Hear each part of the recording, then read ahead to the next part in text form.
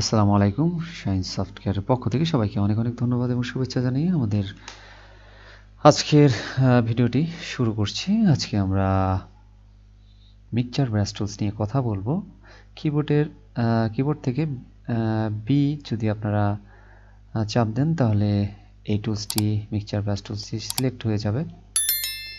এরপরে সিলেক্ট হওয়ার পরে আমাদের যে গ্রাফিক্সটি আছে, গ্রাফিক্সটি যে গোল্ডেন অংশ আছে ব্যাকগ্রাউন্ড, এটাকে আমরা মিক্সিং করার চেষ্টা করব। দেখেন মিক্সিং হয়ে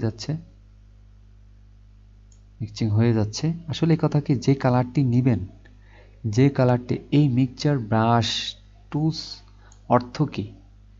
অর্থ হচ্ছে এই ব্রাশের মধ্যে যে কালারটি থাকবে, এই কালারটি সহকারে আপনার ব্যাকগ্রাউন্ডে যে কালারটি থাকবে, এই কালারটির সাথে এটা মিক্সিং হবে। ওকে, এটা মনে রাখবেন। তো দেখেন যত ঘষবেন তত আরো বেশি করে আপনার যে ব্লু কালারটি আছে, স্কাই ব্লু, এই কালারটি আরো বেশি করে প্রকাশ পাবে। তো এছাড়া যদি আমরা আরেকটু স্পষ্টভাবে দেখাতে চাই তাহলে আমাদের কি করতে হবে, আমরা একটা রেক্ট্যাঙ্গুলার নিলাম, এরপর একটি লেয়ার নিলাম, আমরা চারটি কালার এখানে পেস্ট করব, যেমন রেড, ইয়েলো, গ্রিন, এরপর ব্লু। ওকে, কন্ট্রোল ডি দ্বারা ডিসিলেক্ট করলাম এবং আমরা মিক্সচার ব্রাশটি আবার নিয়ে আসবো। নিয়ে আসার পরে এখানে যদি আমি এরকম করি, দেখেন মিক্সিং হয়ে যাচ্ছে, একটি কালারের ভেতরে আরেকটি কালার ঢুকছে। এটাই হচ্ছে মূল কাজ এই ব্রাশটির।